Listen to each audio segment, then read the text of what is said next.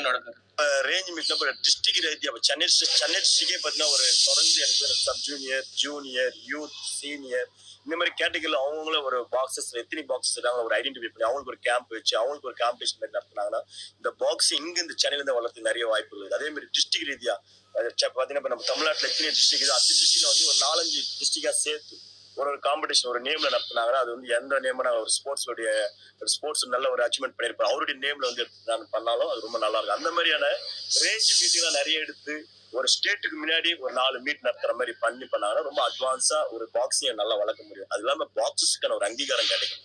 எவனா only police மட்டும் தான் எடுக்கிறாங்க தமிழ்நாட்டில், வேற எவ்வளவு துறை இருக்கு.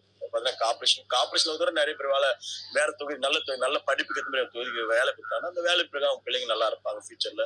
ரெண்டாவது இதுக்குன்ட்டு இப்ப ஹாஸ்டல் ஃபெசிலிட்டி இப்ப தமிழ்நாட்டில் கொடுத்துருக்காங்க இல்லைன்னா சொல்ல முடியும். ஆனா நிறைய ஒரே ஹாஸ்டலிட்டி தான் போடாதுங்க. எல்லா டிஸ்ட்ரிக்ட்ல ஹாஸ்டல்ஸ் நிறைய ஹாஸ்டல்ஸ் ரெடி பண்ணாங்க ரொம்ப நல்லா இருக்கு. டிஸ்ட்ரிக்ட் இப்ப மதுரைல இருந்து இங்க வரான் பையன் அவனுக்கு அதே மதுரைல ஒரு டிஸ்ட்ரிக்ட்ல ஒரு ஹாஸ்டல் பாக்ஸிங் ஒரு ஹாஸ்டல் அங்க அந்த பாக்ஸிங் டெவலப்மெண்ட் ஆகும். இன்னும் தமிழ்நாடு முழுமையா எல்லா டிஸ்ட்ரிக்ட்லயும் பாக்ஸிங் டெவலப்மெண்ட் பண்ணாங்கன்னா வருங்காலத்துல தமிழ்நாட்டுக்கு நல்ல சிறப்பான ஒரு வளர்ச்சி பாக்ஸிங் இருக்கும். ஒலிம்பிக் லெவல்ல நம்மளால கண்டிப்பா ஒரு மெடல் எடுத்துட முடியும் பாக்ஸிங்ல. கண்டிப்பாங்க நாங்க அதுதான் எதிர்பார்க்கிறோம்.